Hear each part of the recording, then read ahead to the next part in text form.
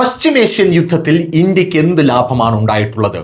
കോടികളുടെ ലാഭമാണ് ഇന്ത്യക്ക് ഉണ്ടായിട്ടുള്ളത് എന്ന് ഞാൻ പറഞ്ഞാൽ നിങ്ങൾ വിശ്വസിക്കുമോ? പക്ഷേ ഇപ്പോൾ പാശ്ചാത്യ മാധ്യമങ്ങളും നമ്മുടെ നാഷണൽ മീഡിയാസും അടക്കം ഇത് റിപ്പോർട്ട് ചെയ്യുന്നുണ്ട്. പശ്ചിമേഷ്യൻ യുദ്ധം ഏറെക്കുറെ അവസാനിച്ചു എന്ന് നമുക്കറിയാം. ഈ യുദ്ധത്തിൽ ഇന്ത്യ പല കാര്യങ്ങളും പഠിച്ചു. ആ പാഠങ്ങൾ ഉൾക്കൊണ്ട് പല പ്രധാന മാറ്റങ്ങളിലേക്കും രാജ്യം ചുവടുവയ്പ് നടത്തി.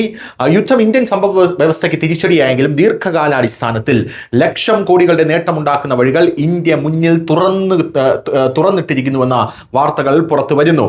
പശ്ചിമേഷ്യൻ യുദ്ധം ഇന്ത്യ അടക്കമുള്ള ലോക രാജ്യങ്ങൾക്ക് തലവേദനയാകാനുള്ള പ്രധാന കാരണം ലോകത്തെ പ്രധാന കപ്പൽ പാതയായ ഹോർമൂസ് കടലിടുക്ക് ബ്ലോക്ക് ചെയ്യപ്പെട്ടതാണ്. ഇതോടെ ഇന്ധന നീക്കം ആകുകയും ആഗോള ക്രൂഡ് വില കുതിച്ചു കയറുകയും ചെയ്തു. ഇത് ലോകമെങ്ങും പണപ്പെരുപ്പം ഉയരാൻ കാരണമായി. ഇന്ത്യയിലേക്ക് പ്രധാനമായും ഗൾഫ് രാജ്യങ്ങൾ ഉൾപ്പെടുന്ന മിഡിൽ ഈസ്റ്റിൽ നിന്നാണ് ക്രൂഡ് ഓയിൽ LPG സപ്ലൈ നടന്നുകൊണ്ടിരുന്നത്. ഇത് തടസ്സപ്പെട്ടതോടെ ക്രൂഡ് ഓയിൽ സോഴ്സ് ഇന്ത്യ വൈവിധ്യവൽക്കരിച്ചു. മറ്റ് 40ഓളം ലോകരാജ്യങ്ങളിൽ നിന്ന് ഇവിടേക്ക് ഇന്ധന ഇറക്കുമതി നടന്നു. എന്നാൽ പോലും എണ്ണ കമ്പനികളുടെ ഭീമമായ നഷ്ടം നികത്താൻ മെയ് മാസത്തിൽ 4 തവണകളായി 7 രൂപയിലധികം ഇന്ധനവില ഇന്ത്യയിൽ വർദ്ധിപ്പിച്ചു. വാണിജ്യ ഗാർഹിക LPGയിലും വില ഉയർത്തേണ്ടി വന്നു. രാജ്യത്തെ ആഭ്യന്തര ആവശ്യത്തിനുള്ള 85% ക്രൂഡ് ഓയിൽ ഇറക്കുമതി ചെയ്യുന്ന രാജ്യമാണ് ഇന്ത്യ. പശ്ചിമേഷ്യൻ യുദ്ധത്തിന് മുമ്പ് തന്നെ ഇലക്ട്രിക് വാഹനങ്ങളുടെ ഉപയോഗത്തിന് പ്രോത്സാഹനം നൽകുകയും പെട്രോളിൽ എത്തനോൾ ബ്ലെൻഡിംഗ് നടത്തി ക്രൂഡ് ആശ്രിതത്തിൽ നിന്ന് പുറത്തു കടക്കാനുള്ള ശ്രമങ്ങൾ ഇന്ത്യ ആരംഭിച്ചു. എന്നാൽ പശ്ചിമേഷ്യൻ യുദ്ധത്തെ തുടർന്ന് രാജ്യത്തെ ക്രൂഡ് റിസർവ് അടക്കം വെല്ലുവിളി മുന്നിൽ കണ്ട നാളുകളുണ്ടായി. ഇത് കേന്ദ്ര സർക്കാരിനെ മാറി ചിന്തിപ്പിച്ചു. E20 ഇന്ധനത്തിൽ നിന്ന് അതിവേഗം E85 E100 ഇന്ധന വേരിയന്റുകൾ രാജ്യത്ത് അവതരിപ്പിച്ചു. E100 വരെ ഉപയോഗിക്കാവുന്ന ആദ്യ car Wagon R flex fuel model Maruti പുറത്തിറക്കി. ഫ്ലക്സ് ഫ്യൂവൽ കിറ്റുകൾ സംബന്ധിച്ച വിപ്ലവകരമായിട്ടുള്ള സാധ്യതകൾ തുറന്നു വരികയും ചെയ്തു.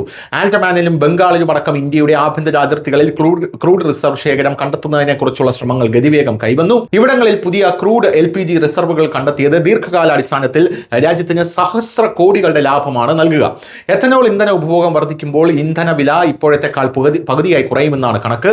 ക്രൂഡ് ഇറക്കുമതി കുറയുന്നതിലൂടെ ഇന്ത്യക്ക് ലക്ഷം കോടികളുടെ ക്രൂഡ് ബിൽ ലാഭിക്കാനും സാധിക്കും. യുദ്ധത്തെ തുടർന്ന് രാജ്യത്ത് പണപ്പെരുപ്പ സാധ്യതകൾ ഉയർന്നതോടെ സ്വർണ്ണത്തിന്റെ ഇറക്കുമതി ചെലവ് പിടിച്ചു നിർത്താൻ കേന്ദ്ര സർക്കാർ ശ്രമിച്ചു. 2026 മെയ് 13 സ്വർണ്ണത്തിന്റെ ഇറക്കുമതി തീരുവ 6% നിന്ന് 15% ഒറ്റയടിക്ക് വർദ്ധിപ്പിച്ചു. അടുത്ത ഒരു വർഷത്തേക്ക് ഇന്ത്യക്കാർ സ്വർണ്ണം വാങ്ങുന്നതിൽ നിന്ന് വിട്ടുനിൽക്കണമെന്ന് മോദി പറഞ്ഞു.